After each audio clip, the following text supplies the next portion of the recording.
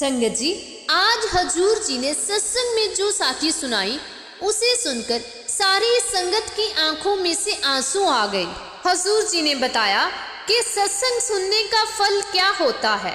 एक बीबी अक्सर सत्संग पे जाया करती थी, लेकिन उसने नामदान नहीं ले रखा था। उसकी श्रद्धा सत्संग में बहुत थी। वो सत्संग घर सत्संग सुनने जाया करती थी। एक दिन जब वो सत्संग पे जा रही थी तो उसी दिन उसकी मृत्यु हो जानी थी। मतलब उस बीबी के जीने का टाइम अब पूरा हो चुका था। सत्संग जाने वक्त वो बीबी गिर गई और उसे जमदूत लेने आ गए और इधर से बाबा जी सत्संग की तरफ से भागते हुए अपनी उस जीव आत्मा के पास पहुँचे। जब जमदूत उस बीबी को ले जाने लगे तो बाबा जी ने उन्हें रोक दिया। उन्हें कहा, जी मेरा जीव है, आप इसको कहाँ लेकर जा रहे हो?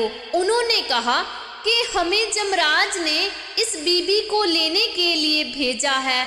लेकिन बाबा जी ने कहा, जी तो मेरे सत्संग में आ रही थी, तो तुम इसे लेने कैसे आ सकते हो? इसे तो मैं लेकर जाऊंगा, क्योंकि जी हर बार मेरी सत्संग में आती है तो इसकी जिम्मेवारी मैं उठाऊंगा। लेकिन जमदूत मान ही नहीं रहे थे, वो अपनी जिद पर अड़े रहे।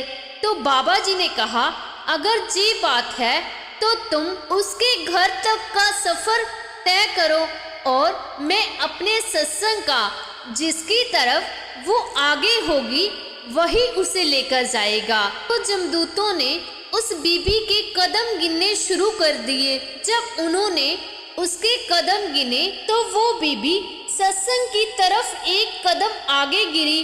तो बाबा जी ने कहा कि देखो, जे एक कदम आगे सत्संग की तरफ गिरी है और दूसरा जी मेरे सत्संग में ही आ रही थी, तो इस हिसाब से जे मेरी आत्मा है, अब इसे मैं ही लेकर जाऊंगा, तुम जहाँ से चले जाओ। इतनी बात सुनते ही जमदूत वहां से भाग गए और बाबा जी अपनी जीव आत्मा को अपने साथ ले गए। उस बीबी ने अपना शरीर त्याग दिया और वो जीव आत्मा सत्संग में आनंद लेने लगी।